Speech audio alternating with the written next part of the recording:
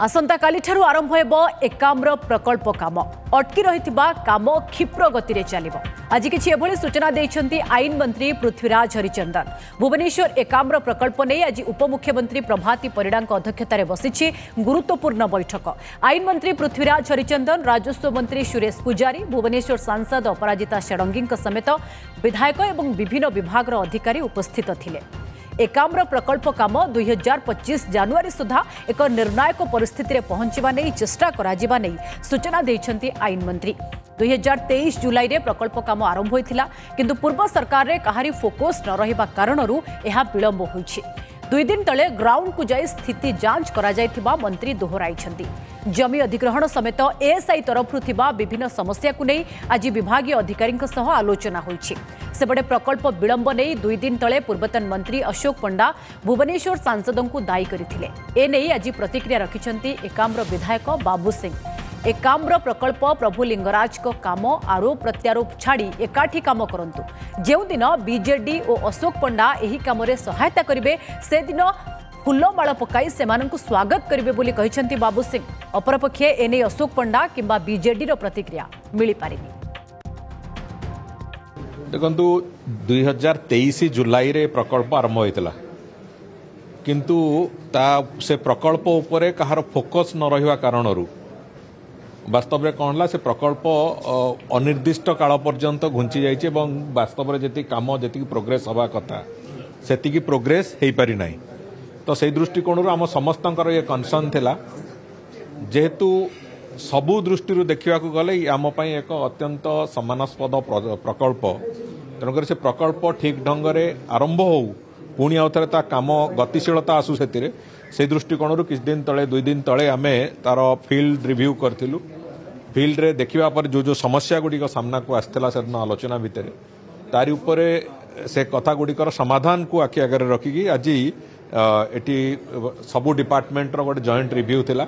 अलग अलग जो विभाग गुड़िकर जहाँ जहाँ समस्या थिला सार समाधान रो सूत्र एवं ता पई कंप्लीशन डेडलाइन समस्तंकर दिया हेछि एवं सेही अनुଯାयी प्रति सप्ताह को थरे थरे ये प्रकल्प केते अग्रगति कला तार रिव्यू भी हम से आमर स्थानीय विधायक एवं बीएमसी कमिशनर प्लस ओबीसीसी आमर जो ऑफिसर इंचार्ज अच्छा से पूरापूरी भाव में रिव्यू करेंगे साप्ताहिक भाव में।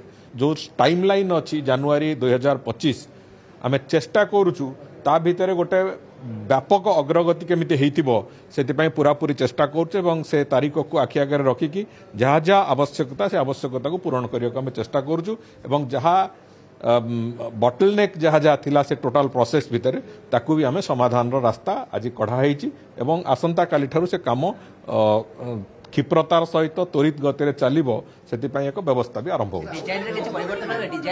डिजाइन किसी परिवर्तन हेइनी, सामान्य कोट जो छोट मोट किसी परिवर्तन है डिजाइन विशेष किसी परिवर्तन कले आहुरी पुणी विलंबित हम तो डिजाइन कौन प्रकार परिवर्तन हेइनी जहाँ अच्छी से आधार रे सेटा हबो एवं केमिति क्षिप्रतार सहित हबो एवं शीघ्र से प्रोजेक्ट रो कंप्लीशन हबो सेटा हम पई कंसर्न अछि। प्रभुंको कथा प्रभु लिंगराज कथारे कहीं जदि मिथ्या अभियोग करे प्रभु तांका कथा बुझे से ये ना, कारण प्रोजेक्ट आरंभ होगा परे माने जुलाई 2023 पर कौन सी कहार ताधरे इंटरफेरेंस नथिला ता सत्वे जदि 5 ରୁ 10% काम होइची तेणु ए कथार उत्तर जे कहउचंती से रखिबे। एबे मु तांको अनुरोध करूची ए प्रोजेक्ट होची प्रभु लिंगराज कर निजे अशोक पंडा महोदय को अनुरोध करूची एवं विरोधी दल नेता पूर्वतन मुख्यमंत्री 2 जन जाक थिले इनागुरेशन रे 2 जन जाक आसंतु ए सरकार प्रभु लिंगराज कर काम करिबा पई संकल्पबद्ध आमे मध्य सेथिपई आशा प्रकाश करूचु जे ए प्रोजेक्ट केमती शीघ्र सरीबो। एणु जो दिन से आसबे मु तांको बेकरे फूल पकई बाजा बजई कि से प्रोजेक्ट आरंभ करिया पे स्वागत जणाइबी।